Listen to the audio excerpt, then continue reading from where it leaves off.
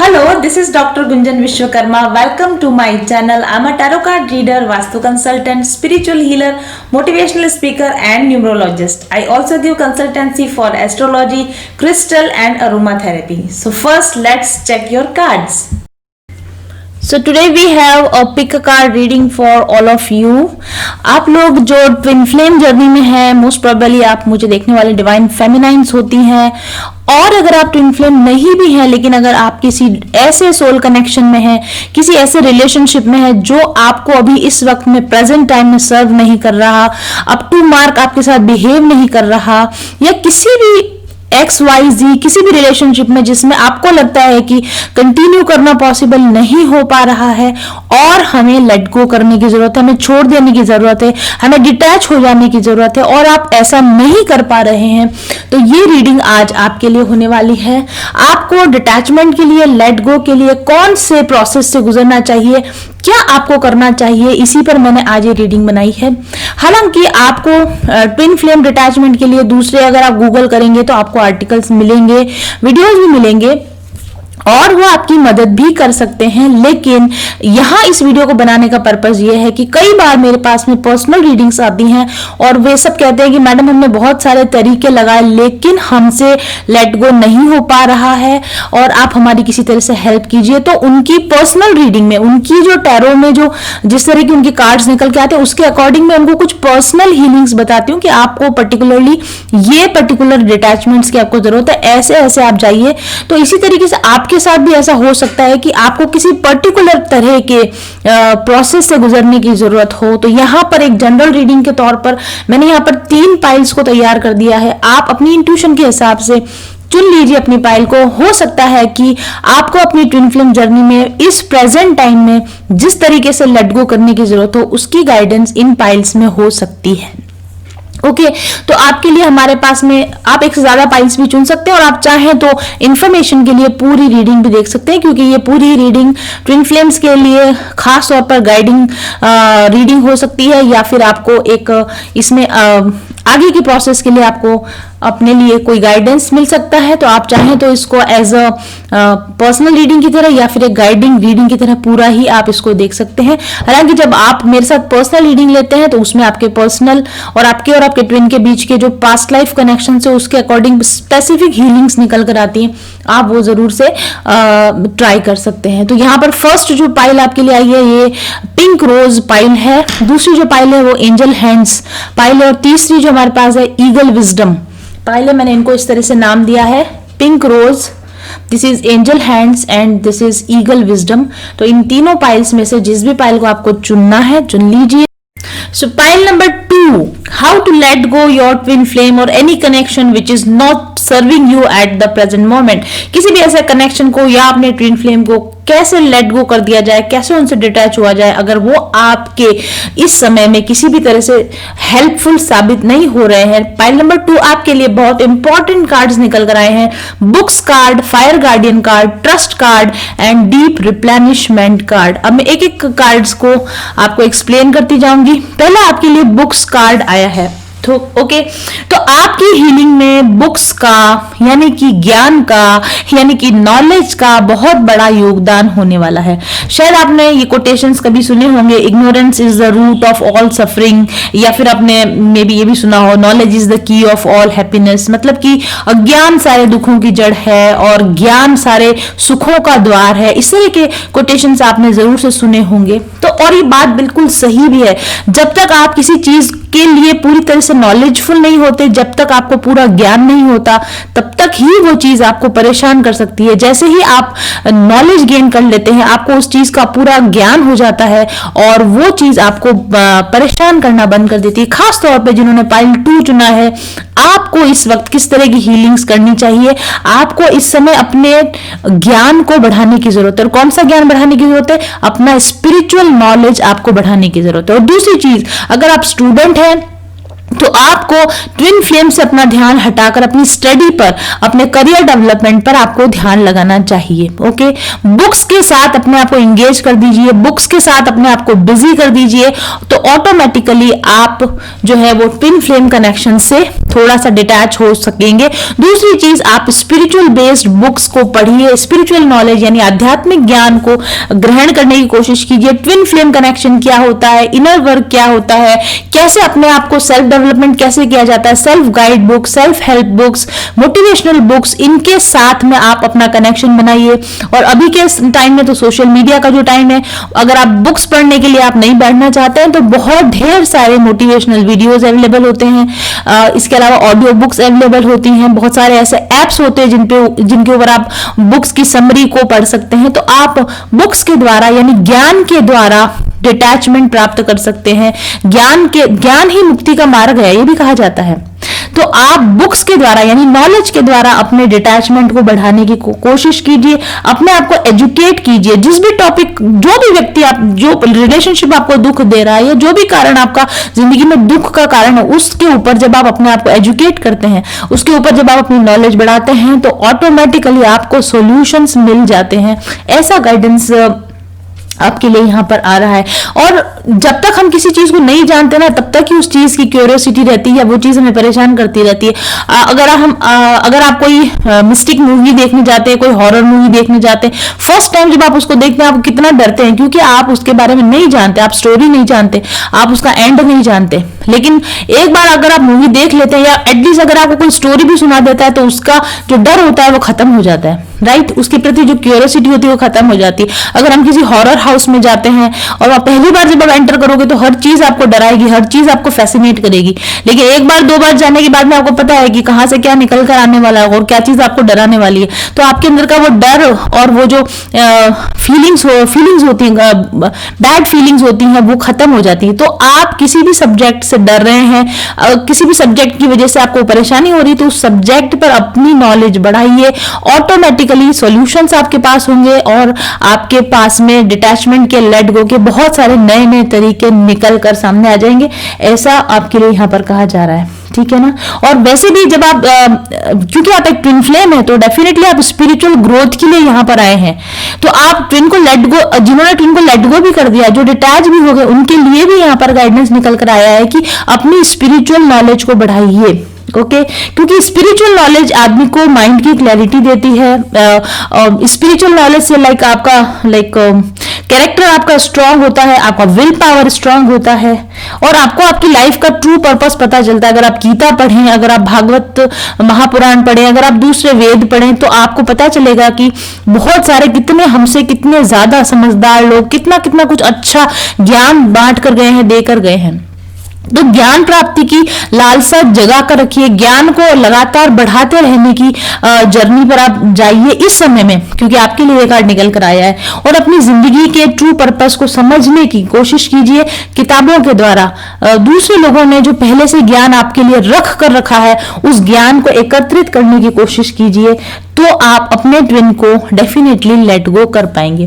दूसरा कार्ड जो आपके लिए आया है, फायर गार्डियन कार्ड आया, इग्नाइट योर पैशन। डेफिनेटली आपके अपने अंदर का जो पैशन है, क्योंकि जब ट्विन फ्लेम जर्नी पर आप जाते हैं, एक dark night of the soul जैसा पीरियड ऐसा आता है कि आपके अंदर का सारा जीने की इच्छा खत्म हो गई, आपका अंदर का पैशन खत्म हो गया।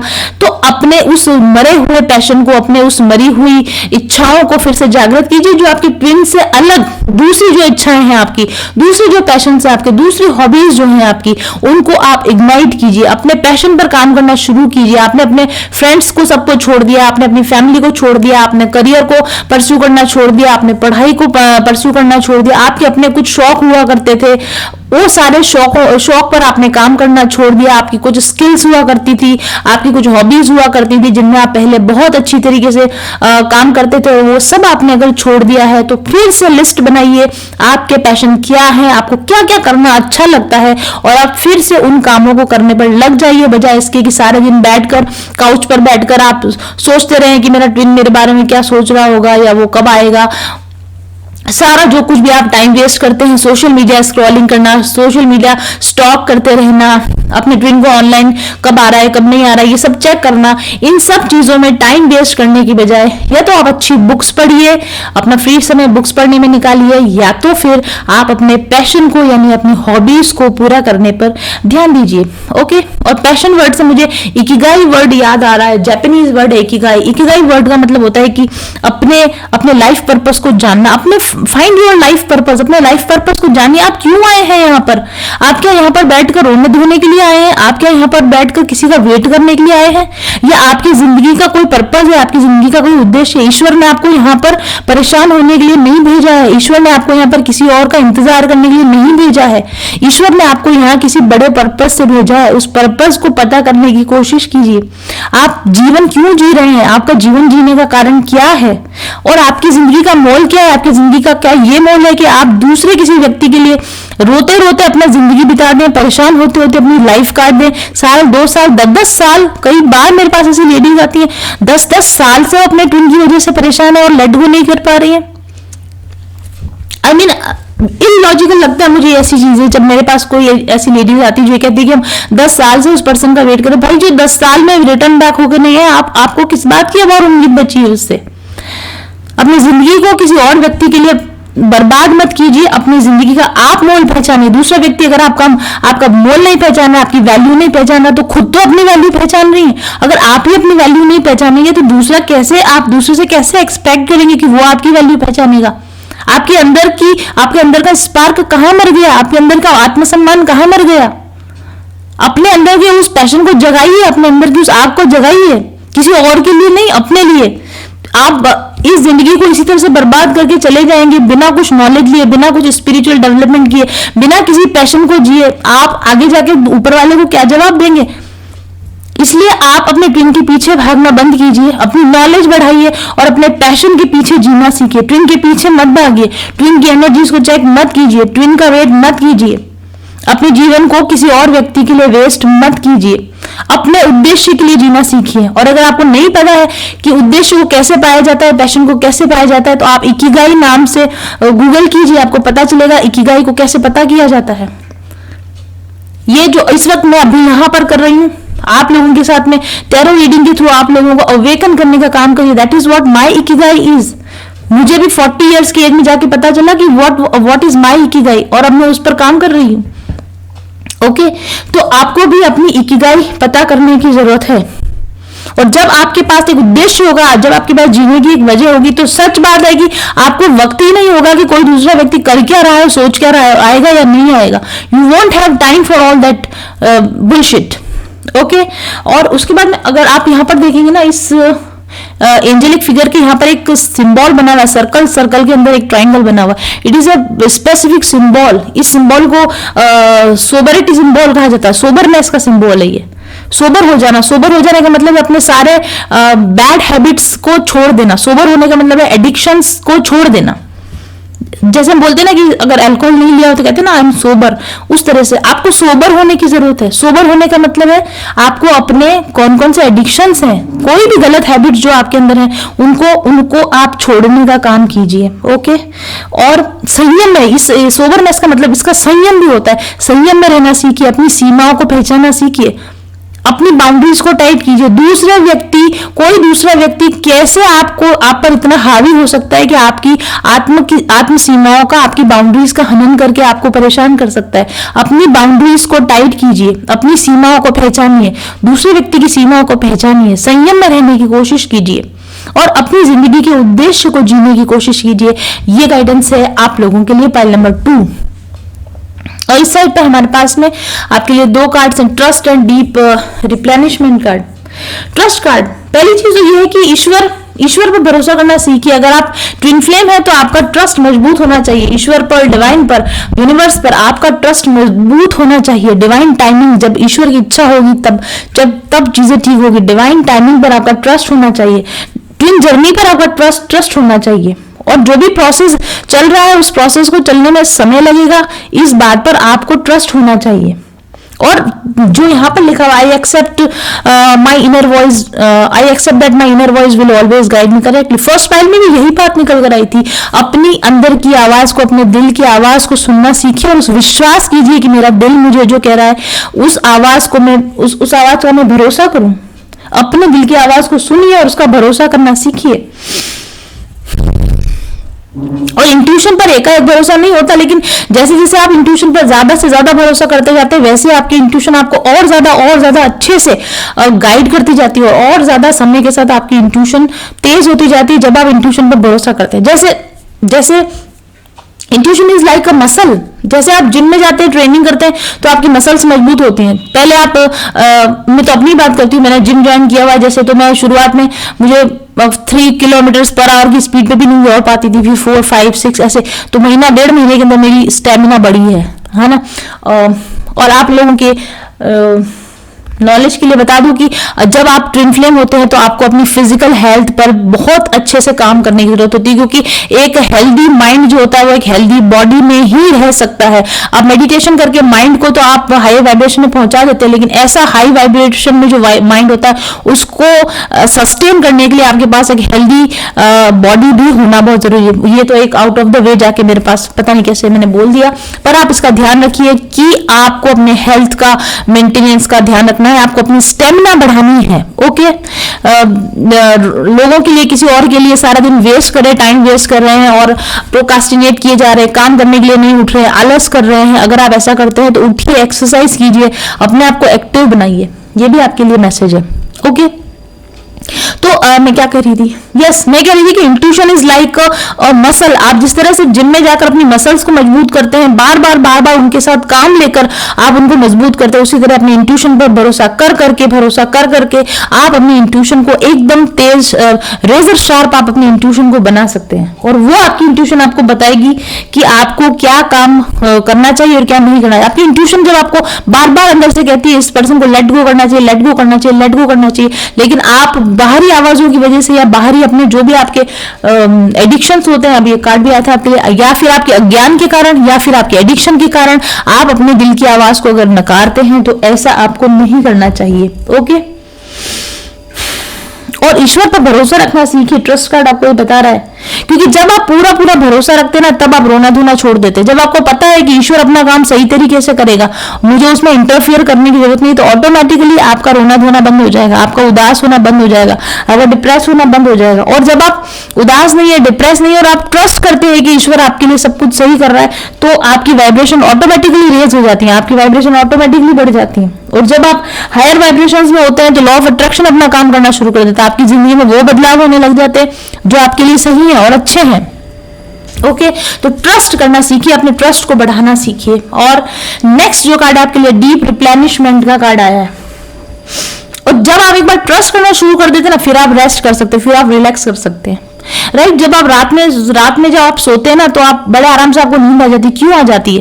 क्योंकि आपको ट्रस्ट होता है कि सुबह आपकी आंख खुल जाएगी। क्या आप भगवान पे भरोसा करके नहीं सोते कि आज हम अगर सो भी गए, अगर आज हमको बहुत गहरी नींद आ भी गई तो हम सुबह जाग जाएंगे, तो हम आंख खोल पाएंगे? आपको भरोसा होता है ना, इसीलिए आपको नींद आ जाती है। अगर आपको यह कहा जाए कि अगर आप आज की रात अगर आप सो गए तो आप सुबह उठ नहीं पाएंगे, तो क्या आपको नींद आएगी? क्योंकि आपका भरोसा टूट जाता है कि मैं सोऊंगा तो शायद उठ ना पाऊं। अगर ये डर आपके अंदर हो, अगर ये भरोसा आपके अंदर ना हो, तो आपको नींद आना ही बंद हो जाएगा, आपका रेस्ट करना बंद हो जाएगा। इसी तरीके से भगवान पे ट्रस्ट करें तो आप रेस्टफुल लाइफ जी सकते हैं। ये तो रात की बात हुई, मैं दिन भर की भी बात कर रही हूँ। दिन में भी अगर आपको कोई तनाव हो रहा है तो क्यों हो रहा है? क्योंकि आपको ईश्वर पर पूरा भरोसा नहीं है। ईश्वर पर पूरा भरोसा कीजिए और फिर आराम से तनाव मुक्त, चिंता मुक्त दिन भर बिताइए, चिंता मुक्त जीवन बिताना शुरू कीजिए। यहाँ लिखा है rest, retreat and be held.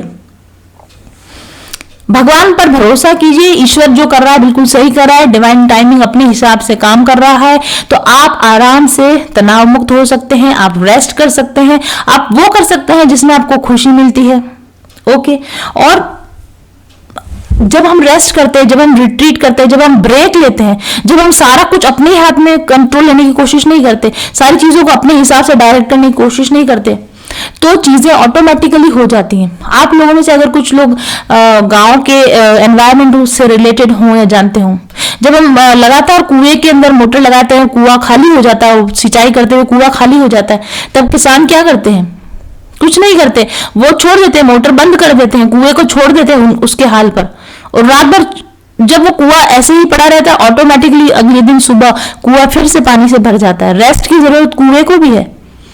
जब आप अपने आप को पूरा एनर्जी से भरना चाहते हैं तो आपको सारे दिन दिमाग को दौड़ाना बंद करना पड़ेगा, विश्वास करना पड़ेगा कि ऑटोमेटिकली चीजें ठीक हो जाएंगी। और रेस्ट कीजिए, रिलैक्स कीजिए, अपने आप को फुलफिल रखने की कोशिश कीजिए, अपने आप को खुश रखने की, आराम में रखने की कोशिश कीजिए।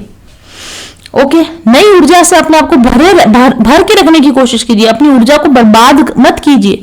और अगर आपको ऊर्जा को यूज ही करना है तो किसी अच्छे यूजफुल कामों के अंदर अपनी ऊर्जा लगाइए, अपने पैशन की तरफ, अपने स्पिरिचुअल नॉलेज को बढ़ाने की तरफ अपनी ऊर्जा को लगाइए। और बाकी समय को अपने आप को रेस्ट करने पर, अपने आप को नरिश करने पर लगाइए। जो आप काम अच्छा करना लगता है, अच्छा न्यूट्रिशन लीजिए, अच्छा रेस्ट कीजिए, अच्छा एक्सरसाइज कीजिए, और इस तरीके से अपने माइंड, बॉडी और सोल तीनों का बहुत अच्छे से, बहुत प्यार से ख्याल रखिए। अगर आप ऐसा करेंगे तो डेफिनेटली आप अपने ट्विन को बहुत जल्दी और आसानी से लेट गो कर पाएंगे। ओके, और चलिए शुरू करते हैं रीडिंग पाइल नंबर 3 के लिए।